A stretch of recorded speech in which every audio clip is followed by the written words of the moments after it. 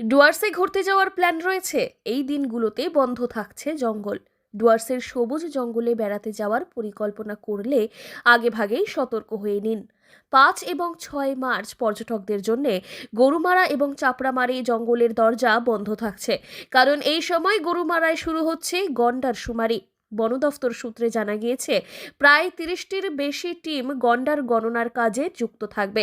হ্যাঁ, আমাদের যেটা এতদিন অবধি যেটা আমাদের ফিল্ড এক্সপিরিয়েন্স, যে এতদিন ধরে তো স্টাফ ডিউটি করলো, সেখানে আমাদের মনে হচ্ছে যে একটা রিজনেবল ইনক্রিজ হবে হোপফুলি। কোন পদ্ধতিতে এই বিজনেসটা চালানো হবে? এটা এনিউমারেশন ব্লকস প্রথমে বানানো হয়েছে, যেটা আমাদের ফরেস্টের ভেতরে কম্পার্টমেন্ট হয়। রেঞ্জের আন্ডারে বিট আর বিটের আন্ডারে কম্পার্টমেন্ট থাকে, তো অ্যাবাউট 3 to 4 স্কোয়ার কিলোমিটার মতো এক একটা কম্পার্টমেন্টের সাইজ। সেই এনুমারেশন ব্লকসের মধ্যে আমাদের টিমস থাকবে। এনুমারেশন ব্লকসের সাইড লাইনসগুলোকে ট্রানজেক্ট লাইন হিসাবে নেওয়া হয়েছে, আর আমাদের যে anti poaching camps, protection towers, barracks এগুলো রয়েছে, এগুলোকে ফিক্সড পয়েন্ট হিসাবে নেওয়া হয়েছে। অ্যাকর্ডিংলি টিমস ডিপ্লয় করে ওখানের মধ্যে স্যাম্পল মেথডে চালু করা। কতগুলো টিম? ট্র্যাপ ক্যামেরা এবং কুনকি হাতির সাহায্যে এই শুমারি পরিচালিত হবে। 2022 সালের শুমারিতে গরুমারায় 55টি গন্ডার ছিল। এবার সেই সংখ্যা বাড়তে পারে বলেই আশাবাদী বন দফতর। শুমারিকে সঠিক এবং সফল করতে দক্ষিণ ধূপঝোড়া এলিফ্যান্ট ক্যাম্পে দুদিনের প্রশিক্ষণ শিবিরের আয়োজন করা হয়েছে। প্রথম দিন বনকর্মী এবং বন সুরক্ষা কমিটির সদস্যদের প্রশিক্ষণ দেওয়া হয়েছে। দ্বিতীয় দিনে প্রশিক্ষণ পাবেন পরিবেশপ্রেমী সংগঠনের সদস্যরা। পরিবেশপ্রেমী এবং বন দফতরের নজর এখন গরুমারার গন্ডার শুমারির দিকেই।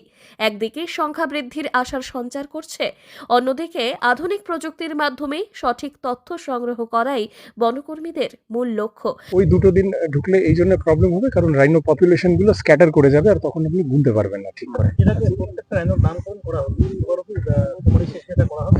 রাইনোর নামকরণ এটা একটা চেষ্টা, যেটা আমরা বরাবরই করি। অনেকগুলো রাইনোর নামকরণ করাও হয়েছে, এবারও আবার চেষ্টা করবো, তাহলে কি ট্র্যাক করতে সুবিধা হয়। গরুমারার পাশাপাশি জলপাইগুড়ি বন বিভাগের কিছু ইয়েস অ্যাবসলিউটলি। হ্যাঁ, এখন অ্যাবাউট ক্লোজ টু 10% অফ যেটা আমাদের রাইনোজ আছে এস্টিমেটেড, তারা কিন্তু জলপাইগুড়ি ফরেস্ট ডিভিশনেই থাকে। যেমন কি নাথুয়া, রামসাই, ডায়না, এই এরিয়াগুলোয়। তো এইটা Jalpaiguri forest division, Gorumara wild life division, Jaldapara wild life division তিনজনে মিলে একসাথে করছে। তাই এই দুদিন গরুমারা কিংবা চাপড়ামারি জঙ্গলে ঘুরতে যাওয়ার প্ল্যান থাকলে আগেভাগেই ঝালাই করে বদল করে নিন। জলপাইগুড়ি থেকে সুরজিৎ দে রিপোর্ট, লোকাল 18 বাংলা।